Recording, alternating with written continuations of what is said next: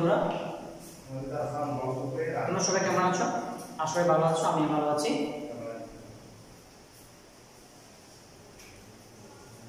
আজকে এই অনলাইন ক্লাসে সবাইকে স্বাগত, শুভেচ্ছা ও অভিনন্দন জানাচ্ছি।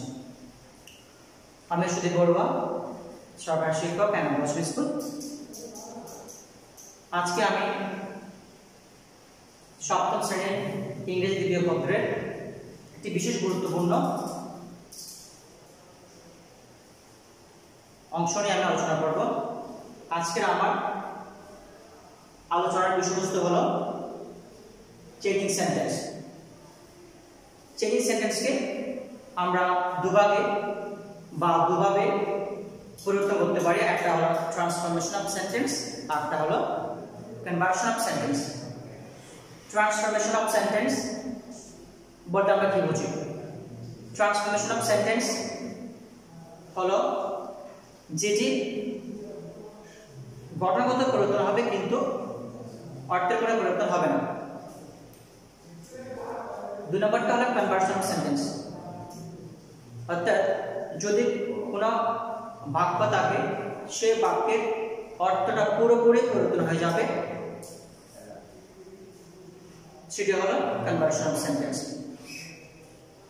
তো চলো আমরা দেখি আজকে কিভাবে চেঞ্জিং সেন্টেন্সের বাক্যগুলো পরিবর্তন করতে হয়। আমি আজকে যে বিষয়টি অর্থাৎ যে পার্টি নিয়ে আলোচনা করবো সেটা হচ্ছে অ্যাফার্মেটিভ চেঞ্জিং সেন্টেন্সের অ্যাফার্মেটিভ টু নেগেটিভ। অর্থাৎ বাক্যগুলো এখানে 5টি বাক্য দেখতে পাচ্ছ সবাই। আমি তোমাদের সবার সুবিধার্থে আমি বাক্যগুলোর উত্তরগুলো আমি আগে লিখে ফেলেছি, যেন আমার বোঝার জন্য সুবিধা হয় আর তোমরা যেন ভালোভাবে বুঝতে পারো। আমরা 1 নাম্বার রুলসে যাই। যেহেতু এখানে আমি রুলসগুলো লিখছি না, আমরা প্র্যাকটিস করার সময় রুলসগুলো আমরা জেনে নেব, কোনটার পর কোনটি বসছে বা কিভাবে বসছে আমরা সেগুলো জেনে নেব। তো প্রথম সেন্টেন্সটা হচ্ছে he is a hard working person. ব্র্যাকেটে দেওয়া আছে নেগেটিভ, অর্থাৎ আমরা বাক্যটা হচ্ছে অ্যাফার্মেটিভ, আমরা সেটা নেগেটিভে রূপান্তর করব। তো দেখি আমরা নেগেটিভ রূপান্তর করি। নেগেটিভ রূপান্তর করার সময় আমাদেরকে অ্যাফার্মেটিভের যে সাবজেক্ট দেওয়া আছে হি, সেটি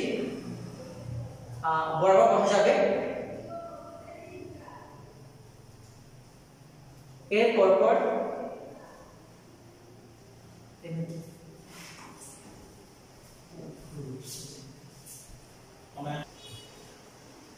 বাক্যটি অ্যাফার্মেটিভে আছে, আমরা সেটা নেগেটিভে নিয়ে যাব।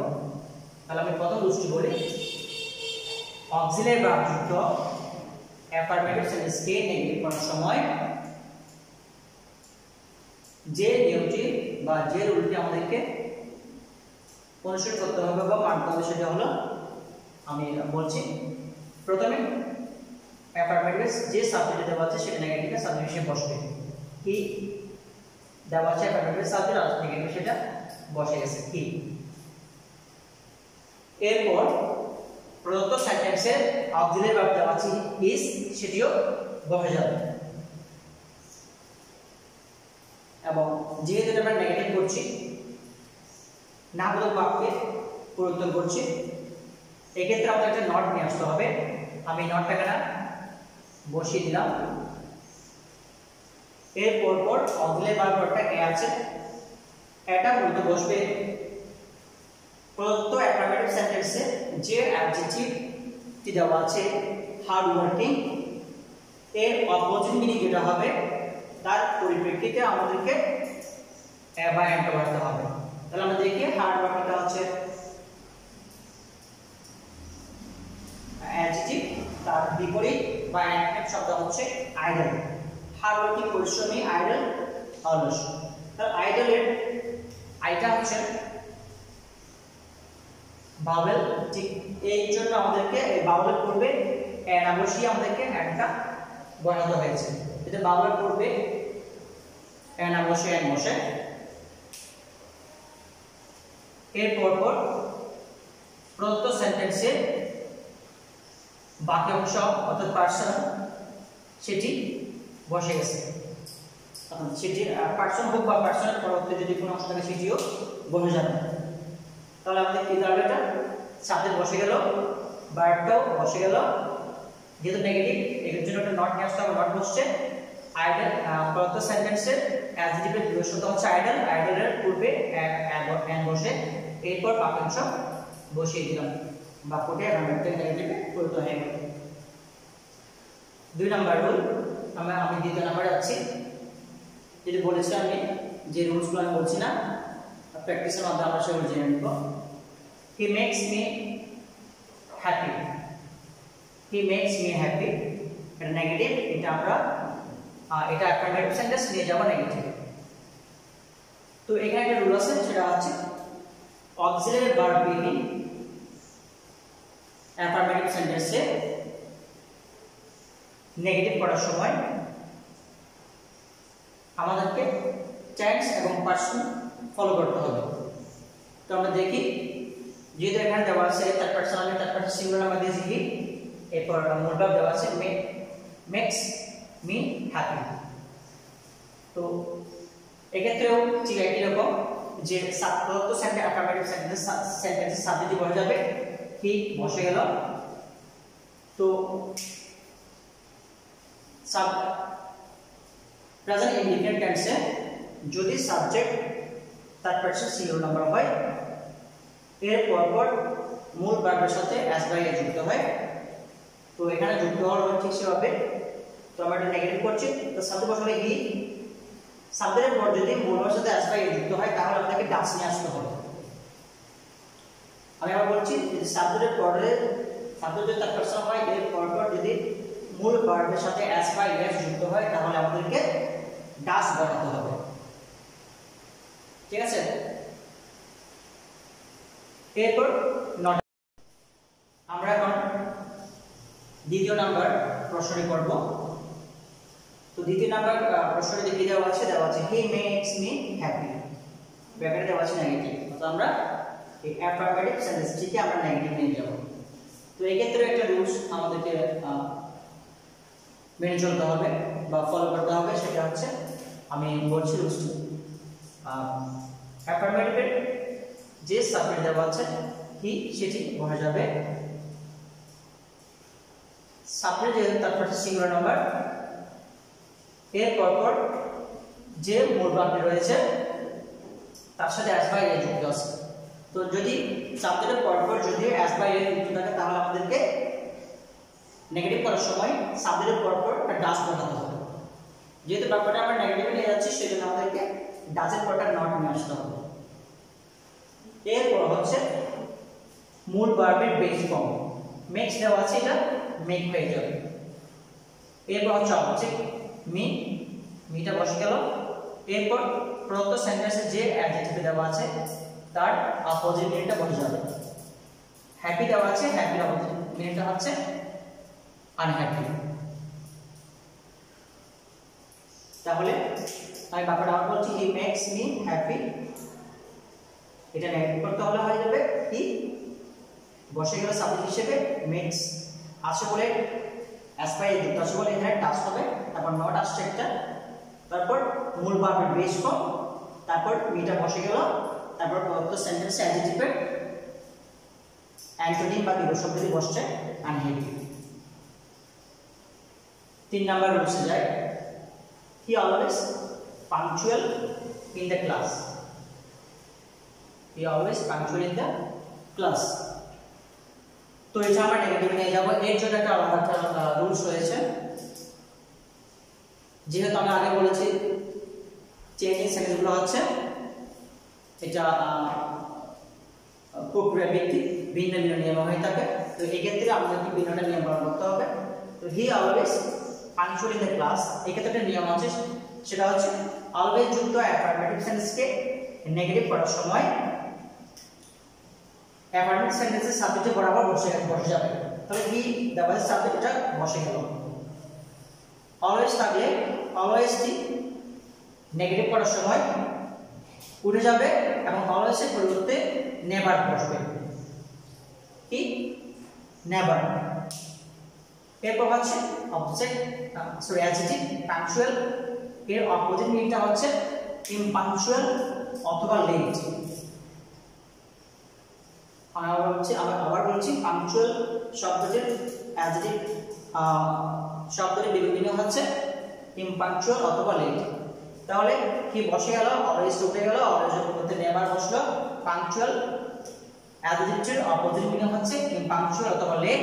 তারপর বাক্যের বাক্যাংশ বসে যাবে এখানে, ঠিক বাক্যের বাক্যাংশটি আমি বসিয়ে দিলাম।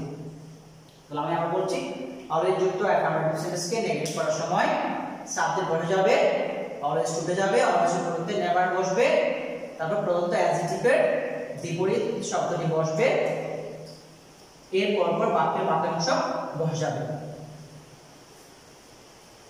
বুঝে গেল বন্ধুরা?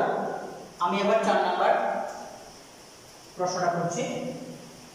এটাও এই রুলসটা খুব ইম্পর্টেন্ট, কারণ এগুলো বারবার বিভিন্ন পরীক্ষাগুলো ফলো করা হয়, তাদের এগুলো এসে থাকে। তো আমি এই রুলসটা বলবো আমরা প্র্যাকটিস করার সময়।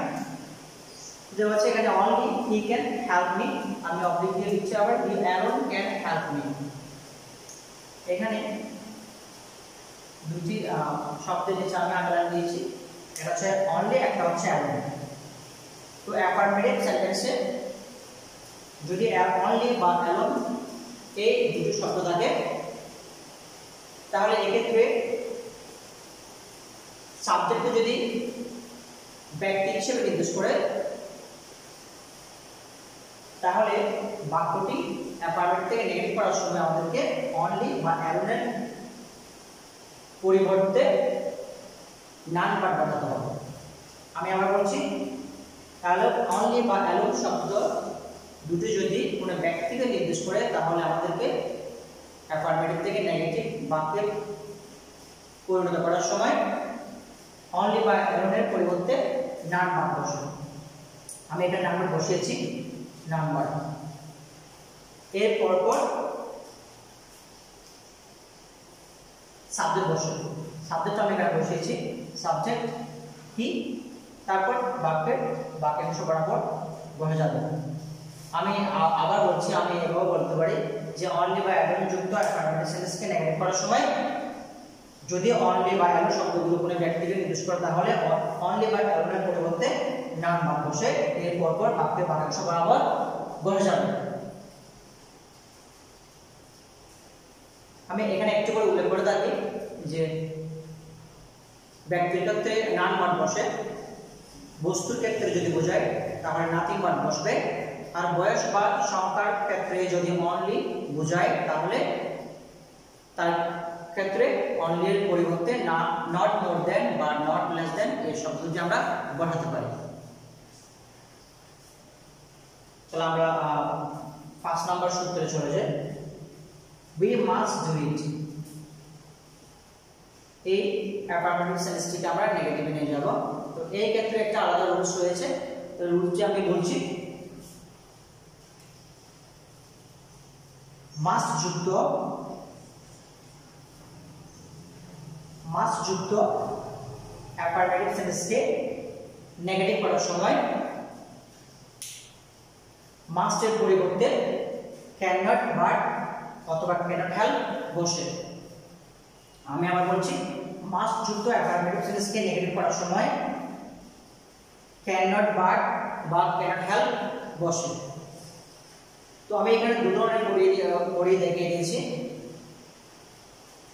আমরা সেগুলো লক্ষ্য করলে বুঝতে পারবে কোন জায়গাতে একটু করে পার্থক্য আছে। তো অ্যাফার্মেটিভ সেন্টেন্সকে আমরা নেগেটিভ করব, বিটা সাবজেক্টটা বসে গেল বি, তাহলে মাস্টটা উঠে গেল, মাস্টের পরিবর্তে ক্যান নট, বাট বসেছে।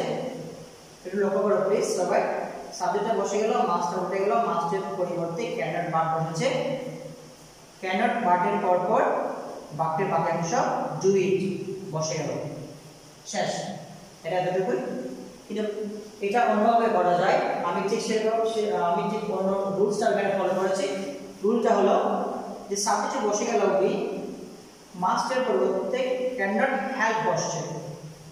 একটু লক্ষ্য করো, প্রথম বসছে যে ক্যানট বাট প্রথম সেন্টেন্সে, এর পরে বসছে ক্যানট হেল্প। দ্বিতীয় নেগেটিভ সেন্টেন্সটিতে ক্যানট হেল্প বসার পর মূল ভার্ব যে ডুটা রয়েছে তার সাথে আইনি যুক্ত করে দিতে হবে এবং আমাদেরকে সেটি করিয়ে দিয়ে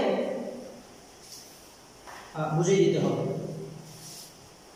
আমি এটা আবার বলছি যে মাস যুক্ত অ্যাফার্মেটিভ সেন্টেন্সকে নেগেটিভ করার সময় দুভাবে করা যায়, নেগেটিভে দুভাবে রূপান্তর করা যায়। একটা হচ্ছে ক্যানট ভার্ব, বাক্যের বাক্যাংশ বসে যাবে। দ্বিতীয়টা হচ্ছে সাবজেক্ট বসে যাবে, মাস্ট উঠে যায়, ক্যানট হেল্প বসছে। ক্যানট হেল্প বসলে যদি হেল্প বসে তাহলে মূল ভার্বের সাথে আইন যুক্ত করে দিয়ে বসিয়ে দিতে হবে। তো আজকে এই পর্যন্ত বন্ধুরা। যদি তোমাদের যদি কোনো সমস্যা থেকে থাকে তো আমরা সেগুলো আমাদেরকে পরবর্তীতে জানালে আমরা খুশি হব। আমরা সেভাবে পরবর্তী ক্লাস উপস্থাপন করতে পারবো। তো আমি আর কিছু বলছি না, সবাই ভালো থাকবে, বাড়িতে থাকবে, নিরাপদ থাকবে। ধন্যবাদ।